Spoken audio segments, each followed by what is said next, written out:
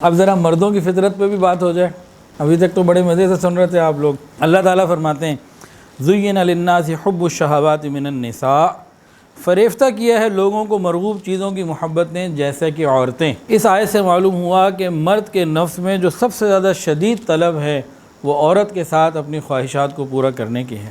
اور نبی علیہ السلام نے بھی فرمایا، یہ جو حدیث ہے متفق علیہ، فرمایا کہ میں اپنے بعد مردوں کے لیے عورتوں سے زیادہ بڑا فتنہ چھوڑ کر نہیں جا رہا. سب سے بڑا فتنہ اس امت کے مردوں کے لیے عورت ہے. عورتوں کو چاہیے کہ غیر مردوں سے دور رہیں. اگر کسی مرد پر اعتماد کریں گی تو دھوکہ کھانے کے بڑے چانسز ہیں.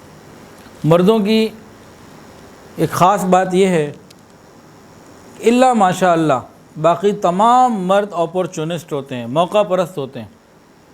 ہاں کوئی غبی ہو، پاگل، دیوانہ، اسے پتہ ہی نہیں ان معاملات کا، وہ یا پھر وہ جس کے اندر کوئی ولایت کا نور ہو، خوف خدا ہو، اور اکثر اس لیے گناہ نہیں کر پاتے کہ موقع نہیں پاتے، یا اپنے اندر ہمت نہیں پاتے، یا کوئی رسوائی کا ڈر ہوتا ہے.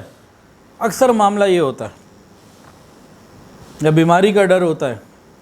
ان معاملات کی وجہ سے جو گناہ نہیں کرتا اس کو ثواب نہیں ہے. ہاں جو خوف خدا کی وجہ سے گناہوں سے بچے یہ ولی ہیں. تو آج کے دور میں تو میں نے ایک دفعہ بیان کیا جس میں میں نے کئی سال پرانی بات بتا رہا ہوں، یہ بات کی، یہی بات کہ عورت کو چاہیے کہ غیر محرم مردوں سے دور رہیں.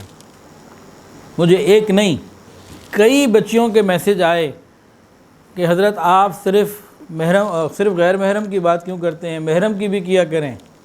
کہ آج کل کے زمانے میں محرم مردوں سے بھی دور رہنے کی ضرورت ہے. ہمارے بھائی اور جو تفصیلات کچھ بتائیں وہ میں بیان نہیں کر سکتا ہوں. آپ نے ایک جگہ پڑھا ہو، کئی جگہ پڑھا ہوگا، مرد کبھی بوڑھا نہیں ہوتا.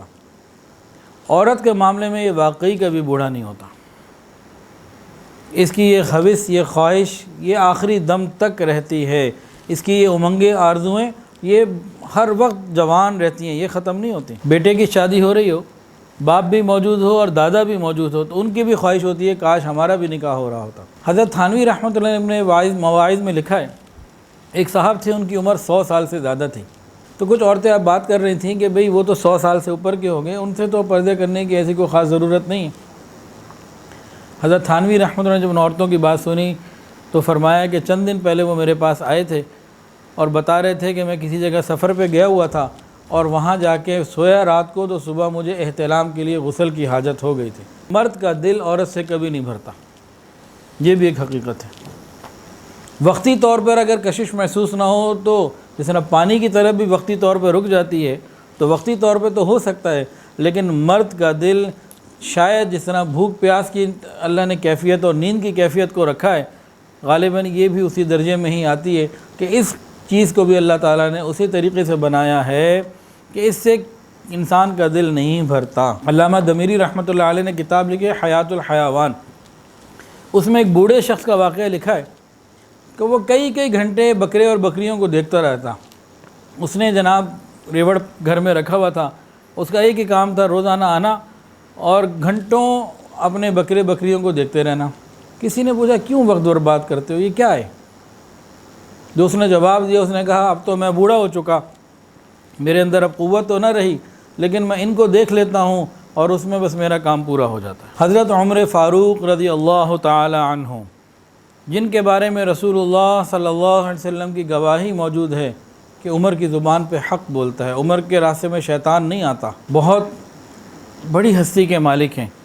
وہ فرماتے ہیں اگر دو بوسیدہ ہڈیاں قریب رکھ دی جائیں تو یہ ایک دوسرے کا قصد کریں گی، ایک دوسرے کی طرف بڑھیں گی. پوچھا گیا کیا مراد؟ فرمایا اگر کوئی بوڑھا غیر محرم ہو اور بوڑھیا بھی غیر محرم ہو، دونوں بوڑھے بھی ہوں، انہیں موقع اگر تنہائی کا ملے گا تو یہ ایک دوسرے کی طرف رغبت کریں گی اور اکٹھے ہو جائیں گے. امام العلماء والصلحاء حضرت خواجہ عبد المالک صدیقی رحمۃ اللہ علیہ مرد عورت کے درمیان باہمی کشش کے بارے میں ایک عجیب مثال دیتے ہیں. فرماتے ہیں کہ مرد کے اندر عورت کی کشش اتنی زیادہ ہے کہ اگر عورت کہیں سے چل کے گئی، اس کے پاؤں کا نشان کہیں زمین پر پڑ گیا اور پیچھے سے کوئی مرد آ رہا ہو اور اسے پتہ لگ جائے یہ عورت کے قدم کا نشان ہے، وہ اپنا قدم اس قدم کے اوپر رکھے گا تو اس کی شہوت بیدار ہو جائے گی. کتابوں میں ایک واقعہ لکھا ہوا ہے کافی پرانے زمانے کی بات ہے، ریلوے اسٹیشن کے اوپر ایک گاڑی لیٹ ہو گئی، تو ایک نوجوان تھا، اس نے بھی سفر پہ جانا تھا، تو ٹرین لیٹ تھی، تو ایک کمرے میں بیٹھا تو اندر ایک برقعے کے اندر، مکمل برقعے کے اندر ایک عورت تھی اکیلی، اور باقی کمرے میں اور کوئی نہیں تھا، شٹل کاک برقعے کا وہ زمانہ تھا۔ اب یہ بڑا خوش ہو گیا، اب یہ اس سے سلام کرے، بات کرے، اس کے قریب ہونے کی کوشش کرے، اس نے کہا ابھی تو کئی گھنٹے ہیں، تو چلو ذرا میں بات چیت کرتا ہوں۔ پھر اس کو کہے جی میں آپ کے لیے کوئی پانی پینے کی چیز، کوئی سکنج مین کوئی چیز لے کر آؤں، وہ سر ہلا کے منع کرے، وہ بات نہ کرے، یہ اصرار کرتا رہے، وہ انکار کرتی رہے۔ بہرحال اس کے زیادہ اصرار پہ اس نے کہا لے آؤ۔ یہ گیا، بڑے شوق سے گیا، دوڑا دوڑا گیا، اور جناب جا کے لا کے اس نے وہ پیش کر دیا، اس نے وہ پی لیا۔ اس کو خوشی ہوئی کہ چلو ایک معاملہ آگے بڑھا، تو پھر اور بات کرنے کی کوشش کی۔ پھر تھوڑی دیر بعد کہنے لگا جی پھل کی ریڈی بھی قریب ہے، تو آپ کے لیے کوئی پھل لے کر آؤں۔ اب یہ کہتا رہا لے لیں، کر لیں، کھا لیں، آپ کی مہربانی، وہ منع کرتی رہی۔ جب اس نے کافی منع کر دیا، اس نے پوچھا منع کیوں کر رہی ہیں آپ؟ اس نے کہا میرے دانت ہی نہیں، 80 سال کی عمر ہے میری۔ اس نے جیسے یہ جملہ سنا تو وہاں سے دوڑ ہی لگا دی۔ اس نے کہا سکنج مین پہ پہلے پیسے میں نے ضائع کر دی۔ ویڈیو کے نیچے سبسکرائب کے بٹن پہ کلک کریں، بیل کے آئیکن پہ کلک کیجئے تاکہ ہر نئی ویڈیو کی نوٹیفیکیشن آپ کو مل جائے۔